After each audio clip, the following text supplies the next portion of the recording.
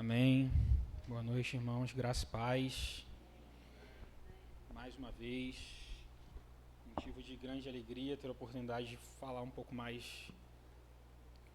da palavra de Deus. Queria pedir aos irmãos, vamos a um texto bem conhecido. Vamos abrir nossas Bíblias em Lucas, Evangelho de Lucas.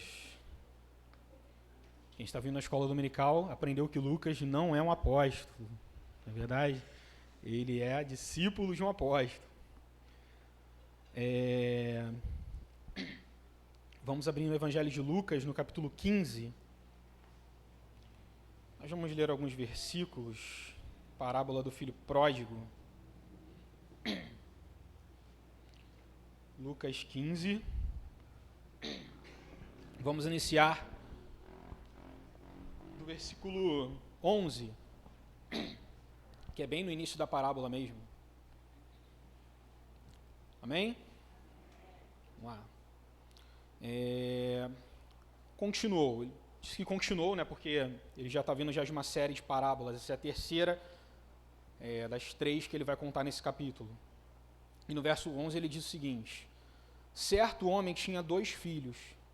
O mais moço deles disse ao pai: Pai, dá-me a parte dos bens que me cabem.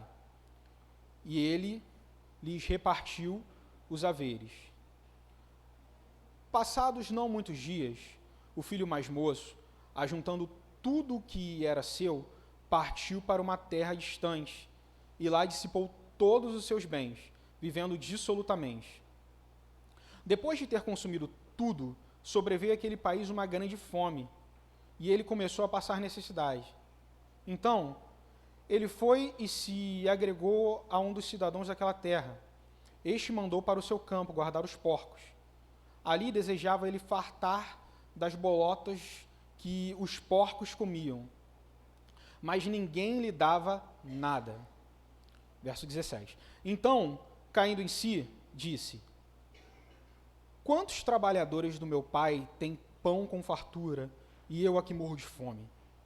Levantar-me-ei e irei ter com meu pai, e lhe direi: Pai, pequei contra o céu diante de ti, já não sou digno de ser chamado teu filho. Trata-me como um dos seus trabalhadores. E, levantando-se, foi para seu pai. Vinha ele de longe, quando seu pai o avistou, e compadecido dele, correndo, o abraçou e beijou. E o filho lhe disse: Pai, pequei contra o céu diante de ti, já não sou digno de ser chamado de filho. O pai, porém, disse ao seu servo: Trazei depressa a melhor roupa, vestiu, pondo-lhe um anel no dedo e sandálias nos pés. Trazei também, matai um novilho cevado, comamos e regozijemo-nos, porque esse meu filho estava morto e reviveu, estava perdido e foi achado. E começaram a regozijar. Verso 25. Ora, o filho mais velho estivera no campo, e quando voltava, ao aproximar-se da casa, ouviu músicas e danças. Chamou um de seus criados e perguntou-lhe: que era aquilo? E ele informou: Veio teu irmão e teu pai mandou matar um novilho cevado, porque recuperou com saúde. Ele se indignou e não queria entrar. Saindo, porém, o pai procurava conciliá-lo, mas ele respondeu ao seu pai: Há tantos anos que te sirvo, sem jamais transgredir uma ordem tua, e nunca me deste um cabrito sequer para me alegrar com os meus amigos. Vindo, porém, esse teu filho, que desperdiçou os teus bens com meretrizes, tu mandaste matar para ele um novilho cevado. Então lhe respondeu o pai: Meu filho, tu sempre estás comigo, tudo que é meu é teu. Entretanto, era preciso que nos regozijássemos e nos alegrássemos, porque esse teu irmão que estava morto, estava perdido, foi achado. Deixa sua Bíblia aberta, mas a gente vai usar bastante ela aqui, exatamente nessa parábola, né? Só queria que os irmãos prestassem atenção exatamente nessa última frase do versículo 32. Ela, para mim, é o detalhe mais importante de toda a parábola, que ele vai dizer assim... Obrigado, tia Maria. Ele vai dizer assim, porque esse teu irmão que estava morto reviveu, estava perdido e foi achado. Para mim, Esse é o detalhe mais importante, a gente vai falar bastante disso aqui. Então, como foi dito no versículo 11, ele começa dizendo que continuou, né? Jesus continuou dizendo algo que ele já estava dizendo antes, porque essa parábola aqui, como a gente disse, é a terceira parábola de 3 que ele está contando nesse capítulo. Ele começa com a parábola da ovelha perdida. Então, o legal das parábolas é que uma parábola nada mais é do que uma história para ensinar sobre o princípio do reino. Né? Jesus aqui está falando a mesma coisa que ele vai dizer para muitas pessoas aqui. Ele vai começar dizendo do ponto de vista de pastor de ovelha, depois de uma mulher que perde a sua dracma, depois de um pai que perde o filho. Tudo indica que ele estava falando para pessoas que tinham a ver ali com aquela necessidade. Ele poderia dizer alguma coisa para pescadores, alguma coisa para um outro tipo de pessoa, enfim. E a parábola, ela vai dar esses princípios básicos aqui do reino, né? E ele está dizendo basicamente a mesma coisa nas 3 que ele está dizendo.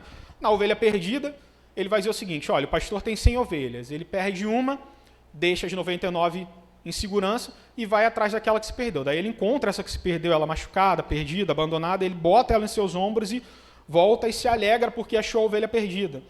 E aí na dracma perdida é basicamente a mesma coisa. A mulher perde uma dracma, que é como se fosse um valor, né, alguma coisa assim, e aí ela arruma a sua casa, ela ajeita a casa toda, encontra essa dracma e diz para todo mundo, encontrei a dracma perdida. E comemora e festeja, chama as pessoas para se alegrar com ela. E a parábola do filho pródigo não é diferente. Acontece que ela tem alguns elementos a mais aqui. Na verdade, ela tem 3 personagens aqui, cada um deles tem a sua importância absoluta ali. Por quê? Porque no momento que Jesus estava ensinando essas parábolas, estava na presença dele ainda do povo que estava aprendendo, estavam ali os doutores da lei, os fariseus, os escribas da época, que eram como se fossem os teólogos, responsáveis por ensinamento a Israel daquela época. Né? E eles eram indignados com o que Jesus estava fazendo, porque ele sentava-se com pecadores, ele ensinava para publicanos, ensinava às prostitutas, ensinava a pastores, ensinava a pessoas que eram a ralé da sociedade na época. Em geral, sem nenhuma discriminação, sem nenhuma distinção, porque a prioridade era falar sobre os princípios básicos do reino. Era falar sobre o reino de Deus, que era o próprio Cristo ali. E a indignação era tanto que Jesus ele falou uma parábola, depois falou outra, e depois ele disse outra que ia de encontro ao fariseu, e isso aí a gente vai entender melhor no final. Que ele começa dizendo o seguinte, a gente para essa parábola aqui, olha, a parábola é a parábola do filho pródigo. E a gente pensa que o filho pródigo é somente o filho que vai embora, né? Quando, na verdade, tem uma surpresa aqui, uma pegadinha nessa parábola. Na verdade, são 2 filhos pródigos. Só que a gente se atenta só para um, que é o que vai embora. Que, na verdade, a princípio, ele é o mais importante mesmo. Que ele vai dar a gente um entendimento melhor do que é o filho pródigo. E a intenção aqui é essa. Não existe nada perdido que Cristo não possa encontrar. Acontece que a gente tem aqui 2 filhos perdidos que não conhecem o pai como ele é, sem saber, de fato, qual é a proposta do pai para a vida dos seus filhos. E aí o filho mais novo, né, que na verdade, nessa época aqui, era a responsabilidade do irmão mais velho ensinar para os irmãos mais novos a responsabilidade que o pai tinha, quem o pai de fato era, ensinar de fato os irmãos mais novos a respeitar o pai, a amar o pai, a admirar o pai e tudo mais. Então a gente já encontra um problema aqui, porque o filho mais novo, ele chega para o pai e fala o seguinte, pai, eu quero a minha parte da herança, eu quero aquilo que me cabe aqui em tudo que a gente tem. E o pai reparte com ele. Só que esse filho, quando faz isso, ele vai remeter a gente aqui na história, que como sempre, né, a gente lê um texto bíblico, principalmente uma parábola, o texto do Velho Testamento, principalmente as cartas, as coisas parecem estar mais explícitas para a gente, né? Quando Paulo vai escrever Romanos, aos Gálatas, a carta de Pedro, a carta de João, não o Evangelho de João, mas a própria carta de João, parece que as coisas são mais explícitas ali, né? Só que nas parábolas no Velho Testamento, o texto, na verdade, ele está preparando a gente para algo muito maior do que aquilo ali que a gente está lendo aqui a primeira instância. Quando, na verdade, eu estou lendo a Bíblia na terceira pessoa. Eu me enquadro nos filhos aqui, não no pai. Acho que aqui fica até mais claro de entender isso. E, como eu disse, a gente aqui está sendo posto em algo muito maior do que aquilo que a gente vai ler numa primeira instância aqui nessa parábola. Porque quando esse filho pega tudo aquilo que é parte da herança dele e sai, ele entra numa questão que é crucial na Bíblia. Ele começa a declinar em estágios que o pecado põe o homem a seguir a partir do momento que domina o homem. E o primeiro desses estágios, a gente vai ver que é a insatisfação do homem. E a gente já vê isso no versículo 12, simplesmente por ele chegar ao pai e dizer que quer a parte da herança. Por que ele queria a parte da herança? Por que ele queria ir embora? Eu posso entender que ele estava insatisfeito com a vida que ele tinha ali. Então, a insatisfação é proveniente do pecado, que fez com que o filho mais novo, que faz com que todos nós, até hoje, pensemos que existe algo maior e melhor do que o Pai, que existe algo muito maior e melhor do que Cristo. E ele vai dizer que a falta de conhecimento do Pai. Né? A gente disse aqui que era a responsabilidade do irmão mais velho trazer esse conhecimento do Pai. Então o filho mais novo, por não ter o conhecimento do quão grande o Pai era, do quão bom o Pai era, do quão poderoso o Pai era, ele simplesmente desiste daquela vida ali e pede: Pai, eu quero minha parte na herança, eu quero abandonar isso aqui. Eu quero algo muito maior do que o Senhor, eu quero algo muito maior do que o que a gente tem, eu quero algo muito maior do que o Senhor significa para mim. De fato é isso. Essa insatisfação é mostrada simplesmente nesse pedido dele. Então, ele por ter essa falta de conhecimento, ele foge. Ele prefere, opta por algo que na cabeça dele, na mentalidade dele, é muito maior do que o pai. E aí, ele pede a herança do pai. Como é que ele pede a herança para o pai? A herança a gente sabe que é algo que a gente recebe quando o pai morre. Quando os pais morrem, né? E isso não só dentro da cultura judaica, mas acho que dentro de todas as culturas é assim. Né? E ele pede a herança do pai. Então, quando ele pede essa herança com o pai em vida, ele de fato mostra essa insatisfação mais uma vez, porque inconscientemente ele deseja que o pai, é mais importante para ele que o pai estivesse morto, para que ele pudesse seguir a sua vida com algo muito maior a partir dali. Então, pai, para mim acabou. Para mim o Senhor morreu, para mim nada mais faz sentido aqui. Eu só preciso ir. Então era importante para o filho mais novo que o pai ele tivesse morto para que ele simplesmente pudesse ter aquilo que era dele por direito. Só que o pai não estava morto. Né? Então, o pensamento de que Cristo pode ser substituído por algo é algo que já está sendo explícito aqui somente nesse primeiro versículo. No versículo, na verdade, nos primeiros versículos, versículo 11 e 12, né? Versículo 12, né, basicamente. Que é o desejo que Cristo pode ser substituído por algo, que qualquer coisa pode ser maior do que o Pai. Qualquer coisa pode... Por isso que eu disse que nós aqui não tem como a gente se encaixar como Pai aqui nessa parábola, porque o Pai aqui, ele representa somente Cristo. Né? Tanto que Cristo está falando essa parábola dando exemplos daquilo que dele mesmo, nas nossas vidas, na vida do pecador, na busca pelo perdido. Na parábola da ovelha perdida, ele é o pastor. Na parábola da dracma perdida, é ele que procura pela dracma. Na parábola do filho pródigo, ele é o pai. Então, inconscientemente, esse homem deseja que o pai pode ser substituído por qualquer coisa que vem na mente dele. E essa é a natureza do pecado nas nossas vidas, nos dar a menção de que qualquer coisa pode substituir a presença de Deus nas nossas vidas. Qualquer coisa que preencha o nosso coração, qualquer coisa que preencha a nossa vontade, pode substituir quem o Senhor é em nós. O segundo detalhe que nós encontramos nesses estágios de declínio do irmão mais novo é a rebelião. E aqui já no verso 13, a gente vê que passando não muitos dias, o filho mais moço, juntando tudo, que levou um tempo para calcular todo o que era parte dele na herança, juntando tudo o que era seu, partiu para uma terra distante. Então ele não só parte, mas ele vai para um lugar bem distante dali. Logo ele se rebela contra esse pai. E nós, a partir do momento que temos essa natureza, assim como a dele, de nos rebelarmos contra o pai, matamos Cristo em nossos corações em troca de prazeres carnais. Porque foi nada mais isso que ele foi encontrar, foi nada mais isso que ele foi buscar, na verdade. Porque entende-se que esses jovens, eles eram criados ali.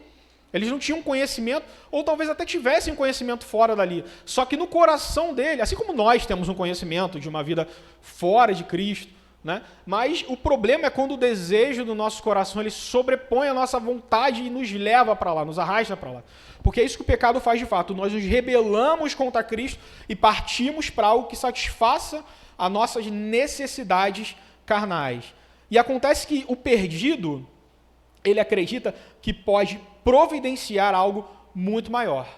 Então ele vai esbanjando os seus bens, vai esbanjando a sua riqueza com prostitutas, com vícios, com todos os prazeres que pudessem ser oferecidos para aquela época, né? E até que por fim, o pecado nos faz fugir de Deus. Parece que, em certo momento, ele entra num estado de rebelião tão grande que, de fato, a presença do pai já não fazia mais sentido para ele, não havia mais saudade do pai, não havia mais vontade do pai, porque ele, de fato, estava sendo preenchido com tudo aquilo que ele encontrava no caminho. E, às vezes, a gente lê essa parábola aqui, às vezes a gente escuta um sermão em cima dessa parábola, e é dito para nós, né, dito para a igreja, que o mundo não tem nada a te oferecer, o que é uma grande mentira, porque aqui está dizendo totalmente o contrário disso.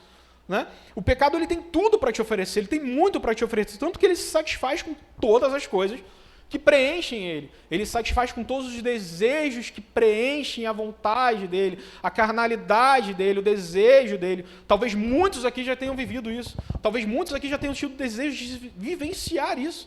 E isso faz parte da nossa natureza de fato. Porque isso aqui que ele está vivendo é quem nós somos. Seres que vivem desejosos por se rebelar contra Deus. Só que o estado desse homem só vai caindo. Só vai caindo. Não bastava só ser insatisfeito com o pai, não bastava só se rebelar com o pai. Ele entra num estado de dissolução ou decomposição da sua vida, da sua razão, da sua vontade, porque o pecado se mostra como quem realmente é. Né? E o pecado, ele não é só essa questão de nos afastar de Deus. Não. Mas quando nós estamos afastados de Deus, ele se revela quem ele é de fato em nós.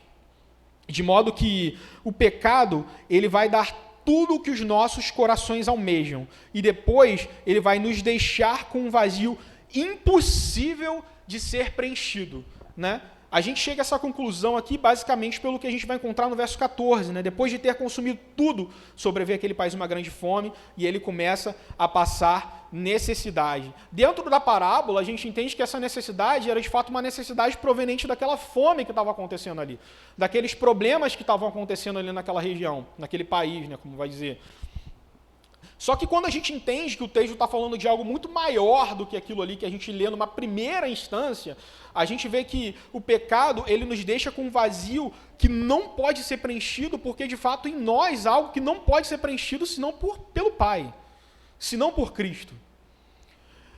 E esse jovem, ele experimentou de tudo aquilo que ele podia experimentar. E quantos de nós, às vezes, não experimentamos de algo que não faz parte de Cristo? Não experimentamos de algo que não faz parte daquilo que provém das Escrituras? Mesmo que nós não tenhamos nos afundado em tudo aquilo, porque a misericórdia de Deus nos alcançou, mas existem alguns que não foram alcançados por essa misericórdia que nós fomos alcançados ainda, e estão de fato se afogando em toda essa dissolução, toda essa decomposição que o pecado pode nos mostrar, a ponto do pecado nos deixar inconscientes, querendo sempre nos encher mais. Né? Uma das maiores explicações que eu tive a respeito de... Uma vez eu estava vendo uma palestra da escola, né, na verdade, falando sobre o uso de drogas, né, e tal, e disse que a droga ela dá essa sensação, né, de tipo, você tem uma sensação absurda, e aí você vai continuar usando droga procurando aquela sensação, só que você nunca mais vai encontrar essa sensação que você teve aquela primeira vez que você usou.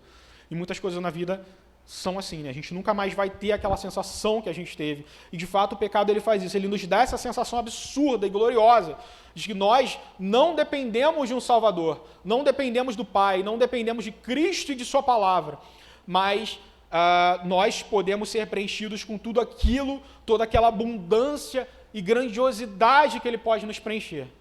Só que Ele nos deixa com vazio. E a gente vai continuar se afundando mais e mais, se decompondo mais e mais no lamaçal do pecado. Por quê?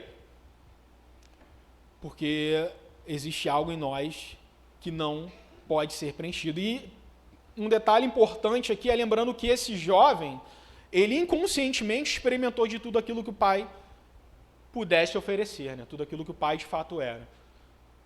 Não é à toa que agora, nesse momento, a partir dos versos 15 e 16, ele vai ter um certo problema ali, um certo choque ali, porque ele entra agora no quarto estágio do pecado, que é o de degradação, que é de degeneração moral de quem ele é. Porque vai dizer que por causa da fome que estava naquele país, da fome que estava naquele lugar, ele vai buscar emprego, né, com alguns dos homens que ainda tinham alguma coisa ali.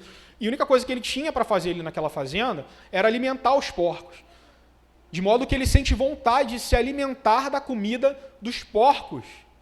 Porque esse é o estágio final do pecado, de fato, é acabar com a imagem e semelhança de Deus, acabar com aquilo que a gente realmente é.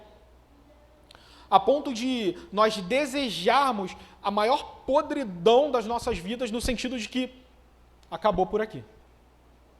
Né? No sentido de dar um ponto final na nossa razão, na nossa existência, nas nossas necessidades humanas, porque se o pecado me deixou até aqui, de modo que eu não preciso de Deus para viver aqui, eu vou continuar vivendo aqui nessa podridão, eu vou continuar vivendo aqui nesse lamaçal do pecado, eu vou continuar vivendo aqui nessa degradação do que Cristo fez em mim.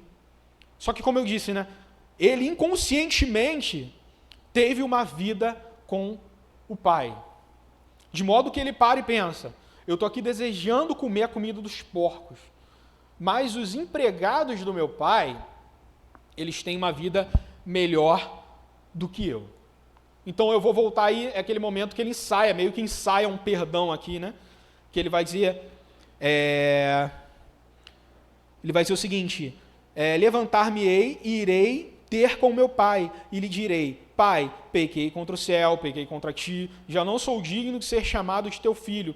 Trata-me como um dos teus trabalhadores. É aquele momento, né, que quando a gente está afundado naquilo que é contrário à vontade de Deus, a gente ensaia até uma oração para fazer, né? Às vezes a gente está o dia assim pensando, caramba, e a gente ensaia o que a gente vai orar de noite, a gente ensaia o perdão que a gente vai pedir, e é assim que ele se encontra, o perdão ensaiado na cabeça, o jeito que ele ia chegar para o pai, se humilhando diante do pai, pai, mas olha, eu posso viver melhor aqui, me perdoa e tal. Então ele vai com o perdão ensaiado para lá. Mal sabia ele que, na verdade, a vontade dele de voltar não vinha dele próprio. Porque da mesma forma que o pecado ele nos destrói, a graça de Deus ela é maior do que o pecado. E a mesma forma que o pecado ele tem seus estágios, o arrependimento também vai crescendo em nós a partir do momento que Cristo, não o jovem rico, não nós que tomamos a decisão, mas essa decisão vem proveniente de uma vida que nós havíamos tido em Cristo, de uma vida que nós conhecemos em Cristo, de que Ele conhecia no Pai. E ali, o Espírito Santo de Deus, nós cremos dessa forma, que ele faz com que esse homem tome essa decisão. É por isso que as parábolas não eram muito entendidas, né? Porque Cristo ele vai falar acerca, na verdade, daquilo que o seu Espírito ia fazer na vida dos homens. Só que o Espírito Santo de Deus ainda era algo ali que havia acontecido diversas vezes na história até aqui, só que o próprio Cristo ali, depois que ele vai derramar o seu Espírito, e essa parábola talvez pudesse ser mais entendida. Só que ele está falando disso aqui no momento em que ele ainda não morreu, no momento que ele ainda não ressuscitou. Só que ele está falando acerca de uma obra que ainda vai acontecer em nós. A partir da sua justificação, da adoção do pecador, da regeneração do pecador e da santificação do pecador. Né? E essa decisão é que Cristo desperta em nós o arrependimento, nos mostrando nosso estado de miséria. Porque é exatamente nesse momento em que ele deseja comer da comida dos porcos, que ele se encontra no momento de que a vida com meu pai é melhor. É nesse momento que talvez você já tenha se encontrado de que, no momento onde você já está em estado de depravação da tua vida, onde o pecado começa a fazer sentido para você, de modo que começa a acabar com a sua vida de uma forma que você, por si só, percebe que não dá mais, é que o Espírito Santo de Deus vai dizer o seguinte, que existe esperança para o pecador, em que Cristo desperta em nós esse arrependimento, e que nós percebemos a necessidade de misericórdia. Né? E Cristo, por meio do seu Espírito, gera em nós esse arrependimento, onde nos lembra de quem Ele é. e que ele é maior do que o pecado. Onde lembrou a esses jovens que o pai era maior do que ele estava vivendo ali. E essa decisão ela vai dizer também que a graça de Deus nos faz entender que em Cristo nós temos vida. Porque o estágio do pecado é somente a morte. Deus disse isso a Adão, né? Que toda alma que pecar certamente morrerá. E de fato morre, porque esse homem ele estava caminhando para o estado de morte por causa do pecado. E nós caminhamos no estado contínuo de morte por causa do mesmo pecado. Só que a graça de Deus ela nos faz entender que aquilo não é vida, aquilo é morte. E Cristo é a vida. Até que ele toma uma ação. E a ação nada mais é do que o Espírito que nos encoraja a voltar para o Pai. Porque a natureza do pecado, por si só, ela nos dá a ideia de que nós precisamos nos afastar de Deus. E eu sempre bato nessa tecla. Eu sempre vou bater nessa tecla. Porque o pecado, em sua origem, ele faz com que o homem perceba que estava nu. Sabe-se quanto tempo o Adão viveu naquele jardim? E ele percebeu, por causa do pecado, que estava nu. E ele providencia para si roupas e vestes para esconder a sua nudez de Deus. E essa é a natureza do pecado, nos fazer fugir, como Adão fez. Adão foge, Adão se esconde, Adão ele entende que ele por si só pode providenciar algo, ele por si só pode providenciar uma oração, ele por si só pode providenciar um perdão e saber que se ele chegar perto do pai e dizer, pai, olha, pequei contra ti, pai, eu não sou digno de ser chamado de filho, pai, eu me adota de novo como seu servo, o pai ia perdoar, porque na mentalidade dele, ele ensaiou o perdão. Não é verdade? Assim como na mentalidade de Adão, por causa do pecado, do mesmo pecado, ele providencia para si vestes que pudesse fazer com que ele dissesse para Deus, olha, tudo bem, eu fiz algo errado aqui, mas eu já reconheci minha nudez, eu providenciei para mim vestes para esconder isso aqui que eu fiz. Só que isso não serve para Deus. Essa ação inicial que a gente toma partindo da nossa razão, da nossa vontade, não serve para Deus. De modo que se não for Deus que providencia um cordeiro para que vista esse homem, tire desse homem as vestes que ele faz por si só, e providencie um cordeiro para que esse cordeiro morra, e vista esse homem com algo que agrade a Deus de fato, esse homem continua em estado de morte, degradação e depravação dia após dia. Essa é a ideia do pecado para nós. E se não fosse Cristo, nós viveríamos simplesmente nessas andanças errantes, de modo que nós providenciaríamos dia após dia algo que nos ocultasse da ira de Deus, algo que nos ocultasse da vontade de Deus. Nós ensaiaríamos perdão, nós ensaiaríamos orações, nós ensaiaríamos algo que fizesse com que, Senhor, tudo bem, está tudo bem, eu consegui, já dei o meu jeito. Só que a minha vontade, a minha força diante de Deus não vai servir. Não há algo que eu possa fazer para que providencie a Deus algo que agrade a Ele depois da minha queda. Tanto que esse homem, agora ele vai conhecer o perdão. Porque Cristo revela sua graça ao homem caído. Isso é Ele quem atrai o pecador. Porque agora vai acontecer uma coisa muito interessante nessa parábola. Algo que é a chave, é a virada de chave dessa parábola aqui. Nada faz sentido antes desse acontecimento aqui, precisamente nos versos 22, 24, que vai dizer que esse homem, ele está voltando para casa, né? E aí ele vê o pai de longe. Parece que o pai, ele estava sempre ali esperando o filho desde que o filho foi embora. Porque é como se ele visse o pai no mesmo lugar onde eles se despediram. Já pensou nisso? Eles se despediram ali na saída da fazenda, né? De onde eles viviam, e é como se fosse uma fazenda, e das terras do pai, né? Da fronteira das terras do pai, vai embora. E quando ele está voltando do mesmo caminho que ele fez para ir embora, ele vê o pai esperando por ele ali. E diz a parábola que o pai vai ao encontro do filho. Né? Ele vai ao encontro do filho. E quando esse filho ele vê o pai, ele vai fazer o que ele disse que ia fazer. Ele vai dizer o seguinte: pai, pequei contra o céu, pequei contra ti, já não sou mais digno de ser chamado de filho. Só que o pai falou: não, peraí. Não quero saber o que você fez. Não interessa isso aí que você ensaiou, aquilo que você pensou quando estava desejando comer a comida dos porcos, não interessa, isso aí já... Não faz sentido isso aí, cara. Vem cá que eu vou fazer melhor. Eu vou fazer o que você não pode fazer. eu vou providenciar vestes novas para você, eu vou colocar um anel no seu dedo, eu vou te calçar com sandálias novas, eu vou matar um novilho novo e vou fazer uma festa, porque você não é capaz de fazer isso, você não pode fazer isso. Você estava querendo comer a comida dos porcos ontem. Né? Foi basicamente isso que acontece desde a queda do homem. Quando o homem tenta providenciar isso, Deus ele fala, cara, você não pode fazer isso. Mulher, você não pode fazer isso. Homem, você não pode fazer isso. Então como é que vai ser, Senhor? Como é que a gente vai fazer? Então é o seguinte, olha só. Virá um que vai exterminar o pecado. Vocês não podem exterminar o pecado. Mas virá um, e não tardará, que pode fazer isso. Mas de onde ele vai vir? Do ventre da mulher. Ah, não vai vir nada. Como é que vai vir do ventre da mulher que pecou? Não vai vir do ventre da mulher, né? Porque um detalhe engraçado, só um parênteses aqui, que, já que a gente falou lá de trás, né, vamos explicar. Eva não tinha nome antes da queda, vocês já perceberam isso? Porque Eva é um nome que quer dizer portadora da vida. Quer dizer, que da mulher, né, que foi a primeira a comer do fruto, né, aquela que a gente acusa, que é a mulher que comeu do fruto e tal. E dois detalhes muito importantes ali, né? Adão que tinha consciência de que não podia comer do fruto que Deus disse para não comer, só que ele permite que a mulher coma sem ensinar isso para ela. Então dessa que a gente diz que foi quem trouxe o pecado para a terra, que na verdade não foi Eva, foi o homem que não instruiu. Deus, ao invés de chamá-la de pecadora e tudo mais, e pôr sobre ela o jugo que na verdade ele pôs sobre Adão, ele dá o nome de Eva, que é portadora da vida, né? Porque dela viria um que esmagaria a cabeça da serpente. Então, quando esse homem ele vê o pai vindo em direção dele, ele vai entender o seguinte, que o homem caído jamais volta para Deus se Deus não o atrair para si.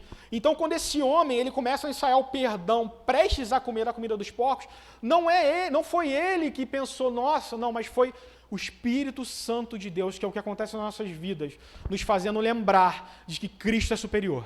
Nos fazendo lembrar que por mais que o pecado tenha nos feito realizar os nossos desejos carnais, os nossos sonhos carnais, as nossas vontades medíocres diante de Deus, existe uma pátria superior, existe algo superior que o pecado jamais vai poder providenciar. E Cristo nos justifica tirando nossa vergonha e lançando sobre si mesmo. Porque da mesma forma que o filho volta envergonhado, que o filho volta perdido, destruído, cheio de culpa, cheio de mágoa, com um vazio enorme que nada jamais poderia preencher. Da mesma forma que nós, em alguns momentos, nos encontremos dessa forma, da mesma forma que aqueles que estão perdidos se encontram dessa forma, e por isso, às vezes, ainda não terem sido chamados por Cristo, não têm a menor ideia de como correr para o Pai. Da mesma forma acontece isso com esse jovem, porque a ideia do Evangelho não é Cristo somente expor a nossa vergonha e simplesmente dizer, olha só o que ele fez, mas ainda assim eu sou bonzinho de aceitar. Não foi isso que o pai fez, porque quando o filho está chegando em vergonha diante do pai, e de longe ele vê o pai, e acontece que o pai ele vai de encontro ao filho, ele não está dizendo para o filho, olha, eu estou indo abraçar aquele que me abandonou, aquele que foi embora. Não, o pai está traindo a vergonha do filho para si mesmo. E essa é a proposta do Evangelho, porque na cruz do Calvário não é simplesmente alguém morrendo ali porque, nossa, como a gente hoje ouve falar muito, é tanto amor, amor, amor, que Jesus é bonzinho, que Jesus é amor, quando de fato o motivo pelo qual Cristo morre na cruz do Calvário é para levar sobre si todos os nossos pecados, que é uma realidade absurda e talvez complexa para muitos que tentam maquiar isso, simplesmente transformando Cristo num revolucionário do Estado, né? Não é isso? Que querem dizer que ele morreu porque ele foi contra Roma. Não, ele não morreu porque foi contra Roma. Ele morreu porque assumiu a sua culpa contra Deus. Cristo morre na cruz do Calvário porque ele vai contra Deus. É por isso que a Bíblia vai dizer que Deus estava em Cristo, reconciliando consigo o mundo. Ali era Deus contra Deus. Era o pai assumindo a vergonha do filho que pede sua parte na herança com o pai em vida.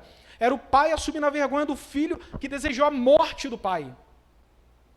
Ali é Deus contra Deus o tempo todo. É o pai assumindo a vergonha que não é dele. É o filho assumindo a vergonha que não é dele em Cristo Jesus. É por isso que Deus estava em Cristo.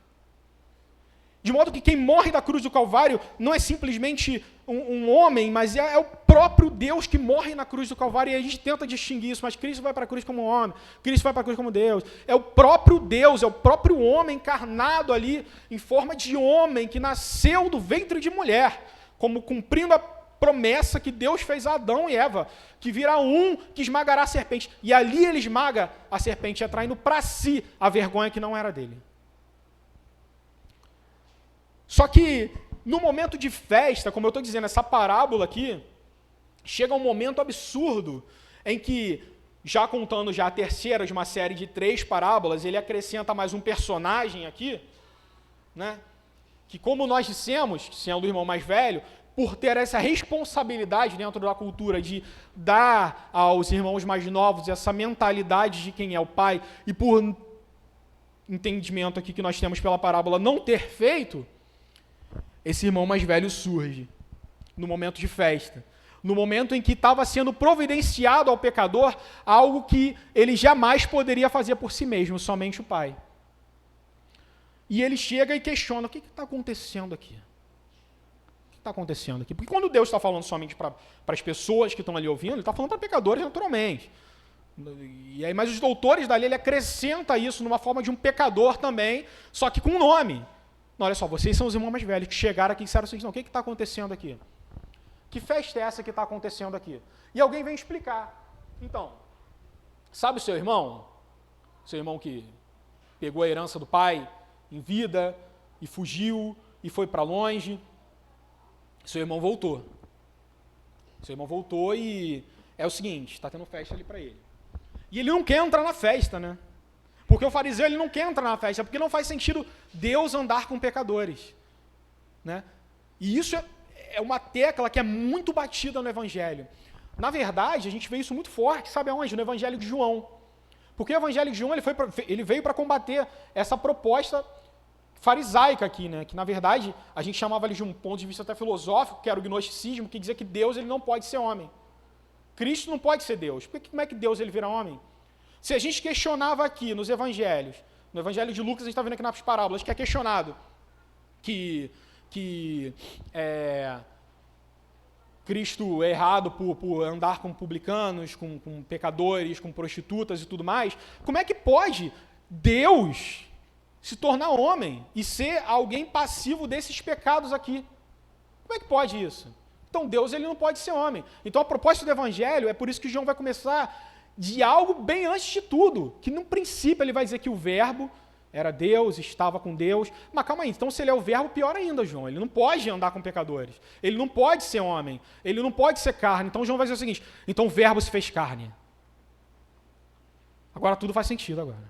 Ele continua sendo verbo em carne, ele continua mesmo como homem, Cristo mesmo como homem, continua sendo aquele que sem ele, nada do que foi feito se fez. E aí, quando a gente vira para esse irmão e fala o seguinte, cara, entra para a festa. Faz sentido você comemorar pelo perdido que está aqui.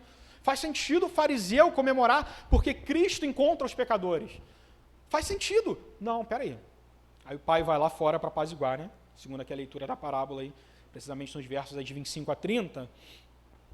Mas olha, seu irmão voltou. Mas pai, olha só.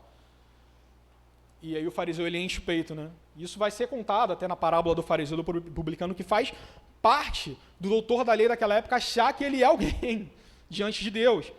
Que ele vai dizer o seguinte, eu nunca transgredi nenhum dos seus mandamentos. Eu nunca transgredi a sua vontade. Eu nunca me rebelei contra o Senhor. Mas esse que se rebelou contra o Senhor, que fez todas essas coisas, que gastou toda a nossa fortuna com coisas que não tem nada a ver com seus ensinamentos, o Senhor dá para ele, faz uma festa para ele, dá roupas novas para ele, dá um novilho para ele festejar, e para mim, que estou sempre aqui com o Senhor não me dá nem um bezerro para que eu possa festejar com meus amigos. O pensamento dele está certo, né? Você acha isso também, né? A gente acha isso a princípio, né? Não está certo, mas eu estou aqui o tempo todo, eu estou servindo a Deus o tempo todo, então eu tenho direito a tudo mesmo. Quem não tem direito é o cara que se desvia. Quem não tem direito é aquele que nunca conheceu a palavra. É bom pensar assim, né? É muito bom pensar dessa forma. Só que a gente para analisar que o que esse homem está fazendo, esse irmão mais velho está fazendo, é uma coisa que a gente vai chamar de justiça própria. Que é isso mesmo que Adão fez, a mesma coisa que o irmão mais novo que foi embora fez, o irmão mais velho também está fazendo. Ou seja, todos os estágios do pecado, que são esses que a gente falou, que é a insatisfação, a rebelião, a dissolução, a degradação, tudo isso vai se aplicar também no irmão mais velho. E esse é o problema dessa parábola, que Jesus ele vai não somente ensinar, só que ele vai chegar para o fariseu e falar, olha só, da mesma forma que o perdido é esse aqui, vocês também são perdidos. Por quê? Porque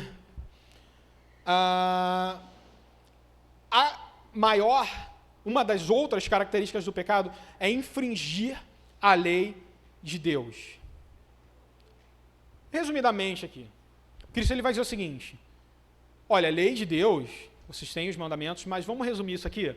A lei diz o seguinte, amarás a Deus acima de todas as coisas, acima de todo o entendimento, e ao teu próximo contra ti mesmo. Só que como esse homem, esse irmão mais velho, está manifestando essa natureza pecadora, ele infringe a lei, não amando o Pai sobre todas as coisas, porque se ele diz que ama, na verdade ele não ama, porque quem ama a Deus não precisa dizer que ama, não é verdade? Porque se eu digo que amo, mas na verdade eu estou insatisfeito com aquilo que está acontecendo na vida do irmão que estava perdido, na verdade, eu já tropecei no ponto da lei. Então, mesmo com esse resumo do amor, ele ainda declina. Então, a insatisfação do irmão mais velho, ele vai dizer que ele não aceita que o pai ame o perdido. Irmãos, é a história do pecador, que é o pecador melhor, né? O pecador original, né? O pecador que é o alecrim dourado do Senhor, né? Aquele que é o seguinte, não, peraí, calma aí, esse daí? Não, eu sou melhor do que ele, eu oro 5 vezes ao dia, eu jejuo 3 vezes ao dia, eu dou dízimo da metade de tudo que eu tenho aos pobres. É tipo o fariseu, o caráter fariseu ele vai mudando, e parábola por parábola, história dos evangelhos, uma após a outra continua sendo o mesmo. Quando, na verdade, o chamado do Evangelho é para a gente abaixar a cabeça e dizer, Senhor, tem misericórdia de mim, porque eu sou pecador. Essa é a oração do pecador. E o irmão mais velho não tinha essa ciência, né? Por isso que a insatisfação dele está na questão de que o pai, ele ama o perdido. A insatisfação do fariseu está no que Deus ama o perdido, de que Cristo busca o perdido, de que Cristo tem 99 ovelhas, e ele deixa elas em segurança e vai atrás daquela que está perdida, não para trazer ela de volta, puxando ela para aqui, mas para pô-la em seus ombros, porque entende que ela já está ferida, entende que ela já não aguenta mais, então ele traz ela em seus ombros de volta. E essa insatisfação é que o pecado não permite que a gente entenda, às vezes, na vida daquele nosso irmão que está vivendo segundo as suas próprias vontades, mas quando o Senhor chama de volta, a gente faz mais sentido para a gente botar ele para fora. Não é verdade? Faz mais sentido, não faz? Faz sentido. Você está aqui já... Só que, no ponto de vista do Evangelho, não faz sentido. Tão errado quanto o filho que foge, esbanjando a vontade do pai, é aquele filho que fica ao lado do pai, mas ainda assim, sem conhecer o amor do pai. E aí, essa rebelião infringe essa lei do amor de Deus. Porque para aquele fariseu não faz sentido Deus amar o pecador. Não faz sentido Deus aplicar a verdade do reino para falar de salvação para a prostituta.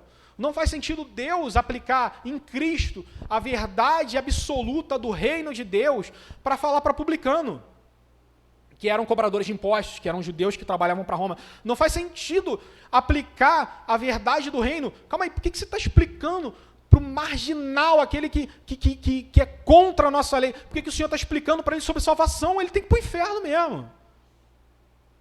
Né? Essa natureza, às vezes, da gente que está dentro, da gente que vive como esse irmão mais velho. Quando a Bíblia vai dizer o seguinte, todos pecaram e estão destituídos da glória de Deus. E acabou para a gente aí. Só que o versículo vai continuar dizendo, né? Mas o dom de Deus é a vida eterna. A palavra vai continuar dizendo isso. E esse irmão mais velho, ele vai entrar no estado de decomposição também, assim como aquele que foi. Porque ele decompõe a vontade do pai na tentativa de criar algo favorável para ele. Poxa, mas o Senhor matou um bezerro para ele comemorar.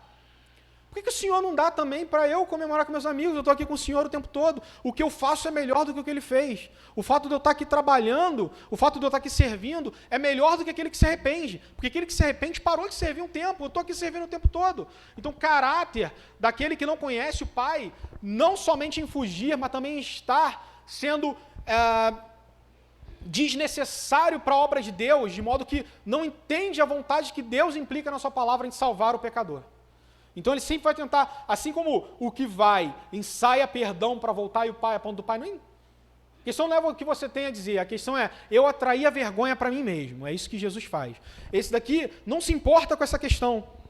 Ele quer fazer de modo que o pai se atente para a vontade dele. A gente quer fazer com que Cristo se atente para a vontade do pecador, né, para a necessidade do pecador. A gente quer que Cristo seja o pecado na nossa vida, às vezes, né? O irmão mais velho, ele queria isso, que Cristo fizesse na vida dele o que o pecado fez na vida do irmão mais novo, enquanto o irmão mais novo estava perdido. Faz a minha vontade, pai, eu estou aqui com o Senhor. Faz a minha vontade, eu estou aqui vivendo pelo Senhor. Me dá um bezerro para comemorar com meus amigos, para festejar com meus amigos.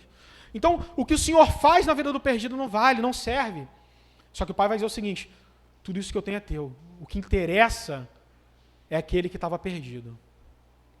E a gente já vai chegar aqui a última frase aqui que eu disse para os irmãos guardarem, porque ele vai entrar aqui no último estágio de degradação e ele se volta contra a vontade do Pai. Mais uma vez, se volta contra a vontade do Pai, porque a vontade do Pai em salvar o pecador não faz sentido, a vontade do Pai não interessa. Então, da mesma forma que o pecado afetou o irmão mais novo em todos esses estágios, afetou também o irmão mais velho da mesma forma. Então, não é só o que vai, o que fica também é pecador. Não é só o que vai, que se entrega à depravação da sua vida por causa do pecado, mas o que fica também é um pecador tão depravado quanto ele. Então, existia um teólogo, que eu não me lembro o nome dele, se souber, me ajuda aí, que ele foi expulso da igreja uma vez pregando, né? Porque ele vai dizer, qual a diferença tem entre nós, que estamos aqui ceando, qual a diferença que tem entre nós, que estamos aqui louvando ao Senhor, pregando a palavra, para aqueles que se prostituem, para aqueles que se viciam, para aqueles que estão lá fora. Resumidamente, qual a diferença de nós para prostitutas? Qual a diferença de nós para assassinos e viciados? Aí a igreja ficou, não, mas nós somos melhores que ele. Ele vai dizer, não há diferença nenhuma, senão a graça de Deus. Ele é expulso da igreja, não lembro o nome desse teólogo, mas é muito importante que nós entendamos essa questão. Não existe diferença entre nós, os que se perdem, senão a graça de Deus, que ainda não os encontrou. Talvez porque, como eles ouvirão se não há quem pregue para eles? Como eles ouvirão? Porque o chamado do Evangelho já está sobre o pecador da mesma forma, mas eles vão ouvir a palavra e vão se converter. E por que eu disse que é muito interessante essa última frase aqui? Porque esse teu irmão que estava morto, reviveu. Estava perdido, foi achado. Nós precisamos enfatizar que a alegria em Cristo, na regeneração dos nossos corações. Porque no momento em que Cristo nos encontra, nós somos postos numa obra que é muito maior do que todo o poder de Deus na criação do universo, nem se compara na obra de Deus na regeneração do pecador. Porque quando Deus ele criou o universo, ele disse assim, se haja luz, luz. Haja divisão entre águas e houve divisão. Haja vida, houve vida. Então ele criou do nada. Entende? E aí, na regeneração do pecador, ele não cria do nada, mas ele pega. É necessário que Deus, em Cristo, desça até o pântano da nossa miséria, até a profundidade da miséria do pecado na nossa existência e nos regenere dali. Cristo literalmente não vai nos matar e criar outro, não, mas ele vai nos regenerar a partir daquilo que o pecado fez em nós. Olha que absurdo isso. Ele não somente diz haja, mas ele vai pegar o pecador e vai remodelar o pecador, iniciando uma obra que nós vamos chamar de justificação, que nada mais é do que isso que a gente falou, atrair a vergonha do pecador para si. Tornar o pecador justificado por causa do sangue de um justo derramado na cruz do Calvário. E depois esse processo vai continuar na adoção, quando ele nos adota, nós perdemos, nós abandonamos, na verdade, o título, a paternidade do pecado e passamos a ter a paternidade daquele que foi salvo em Cristo, ele nos regenera e nós vivemos em santificação, onde nós temos em nossos corações o Espírito Santo de Deus que nos alerta contra esse pecado aqui, que afetou o irmão mais novo, que afetou o irmão mais velho e que afetou toda a humanidade desde Adão. O Espírito Santo de Deus nos alerta desse pecado. Essa é a justificação que nós temos. Depois disso, haverá um momento em que nós seremos de fato, o pecado será de fato eliminado de nós, que é a glorificação das nossas, que nos será na eternidade em Cristo. Mas enfim, enquanto aqui nós vivemos nessa santificação, porque permanecemos pecadores, mas compartilhamos uma natureza que, embora caída, também temos uma natureza que foi nos dada por Cristo, por causa do seu sacrifício por nós. E quantos aqui foram justificados em Cristo? Quantos aqui foram encontrados em Cristo? Naquele momento em que, por ilusão do pecado, encontraram algo maior do que ele. Naquele momento, por ilusão dos nossos corações, vindo de uma obra que iniciou, do mal que entrou na humanidade, nos tornando inimigos de Deus. Quantos de nós já nos encontramos nessa situação? Todos nós vimos disso. Todos nós já nos encontramos nisso. Todos nós somos frutos disso. E se não fosse Deus esmagando e destruindo a porta dos nossos corações, porque a gente vai pegar o texto que fala, eis que estou à porta e bato. Ali o contexto é totalmente diferente. Ali não está falando de Jesus que é educadinho, que vai chegar no teu coração, meu irmão, bateu na porta, assim. Sabe, quando bate a porta, bate palma, toca a campainha, ninguém abre, até que finalmente... Jesus não é esse. O contexto ali que vai dizer numa das cartas do Apocalipse, que se eu disser agora a carta eu vou errar, esse é o problema do esboço, não bota, né? Mas o contexto ali não é esse. O contexto ali não é esse. Não está falando de um Jesus educado que vai esperar você abrir a porta do seu coração, que vai esperar a sua vontade de ser salvo, que vai esperar a sua vontade... Meu irmão, se Cristo não tivesse colocado uma dinamite na porta do teu coração, explodido a pedra que é o teu coração, onde é que você estaria hoje? Se Cristo estivesse esperando a tua vontadezinha de que, não, hoje não, amanhã, deixa para o ano que vem, deixa para depois, deixa passar mais esse carnaval, deixa passar mais essa data comemorativa aqui. Se Cristo não tivesse pego, como é que é o nome daquele negócio que a polícia usa para arrombar a porta, a gente vê isso muito em série, eu não sei o nome daquilo, mas se Cristo não tivesse pego isso aí, arrombado a porta do teu coração, derrubado a porta do teu coração, destruído a pedra que é o teu coração, aonde você estaria hoje? Se Cristo não tivesse destruído esse coração de pedra e colocado no lugar um coração de carne, meu irmão, já era você, já era eu, já era todos nós. Não faria sentido para nós. Se Cristo tivesse esperado ali esse irmão mais novo, ele teria comido das bolotas dos porcos, ele teria se alimentado com a comida dos porcos. Você estaria na podridão do pecado, se afundando, procurando algo que preenchesse esse vazio, que jamais seria preenchido por nada. Sabe por quê? Porque o vazio existencial que existe na nossa vida é algo tão absurdo, tão grande, que é do tamanho de Deus. Por isso que somente Ele, somente Cristo e sua obra salvadora pode preencher isso em nós. Quantos aqui tiveram seus corações preenchidos por isso, meus irmãos? Quantos aqui tiveram seus corações encontrados por isso? Em um momento onde não havia mais sentido, no momento onde não havia mais vida, no momento que você estava prestes a comer a comida dos porcos, no momento em que você estava insatisfeito com o fato de Cristo decidir salvar o pecador, no momento que você estava insatisfeito com a obra salvadora do Pai, achando que a tua solução era melhor, achando que o teu braço era maior, achando que as vestes de folha que você faz é melhor, se Ele não tivesse providenciado um cordeiro para morrer e te cobrir com sangue imaculado e santo, já era para você. Mas para nossa sorte, Cristo, Deus estava em Cristo, reconciliando consigo o mundo. E não interessa aquele que diz que, mas ele não serve. Não interessa se você está com perdão ensaiado na tua cabeça. Cristo é superior. Não interessa se o pecado parece grande, existe uma pátria superior, existe algo maior. Algo que vai te preencher por inteiro, algo que não vai fazer sentido para tudo que você viveu antes de Cristo. E nós fomos alcançados por isso. E que Cristo nos capacite a encontrar aqueles que ainda não foram alcançados. Vamos orar, meus irmãos. Vamos orar porque nós somos esses dois aqui, mas Cristo nos alcançou. Quando nós estávamos prestes a nos afogar no pecado de uma vez por todas, impreenchíveis por causa dele. E ele se mostrou maior do que o nosso pecado, porque é o que ele é. Deus, em nome de Jesus, Senhor, o que eu te peço é misericórdia.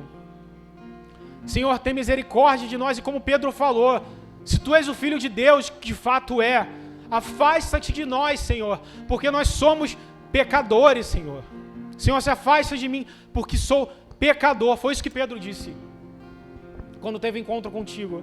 Porque naquele momento, o Senhor fez no coração dele o que o Senhor fez nos nossos corações. O Senhor explodiu o coração dele, assim como fez nos jovens dessa parábola aqui, assim como fez de Pedro, assim como fez em Paulo, assim como fez em João e Mateus, e todos eles, assim como fez em mim, assim como fez os pastores da igreja, assim como fez os irmãos do louvor da igreja, assim como fez os irmãos que sentam no último banco. A obra é a mesma, Senhor. Assim como o Senhor fará naquele que está perdido, a obra de regeneração é a mesma, e o Senhor salva o pecador da mesma forma, e não interessa a maneira que o pecador vem, mas assim como ele vai vir da maneira que ele está, o Senhor o chama para o arrependimento, não para que ele permaneça como ele está, não para que ele permaneça sujo do pecado, porque a sujeira que ele vem na vergonha não interessa, o perdão que ele ensaia, Senhor, não interessa. O que interessa são as vestes novas que o Senhor põe no pecador.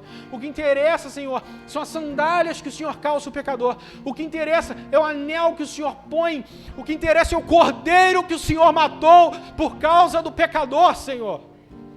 Senhor, tem misericórdia das nossas vidas, que nós possamos nos atentar por perdido, que nós possamos nos enxergar como perdidos, que nós possamos nos enxergar como aqueles que foram alcançados por sua graça, e que, como Paulo disse, nem altura, nem profundidade, nem vida, nem morte, nem principados, nem potestades, nada nos separará do amor de Deus, porque esse amor não está em nós, esse amor está em Cristo Jesus. E que nada nos arrebatará das suas mãos, Senhor, em nome de Jesus, Senhor. Em nome de Jesus, nos desperta para essa realidade, nos desperta para a realidade do seu Evangelho, que consiste numa obra infinita, numa obra santa, numa obra que abrange todo o universo, toda a expansão do universo, tudo que há além disso, Senhor.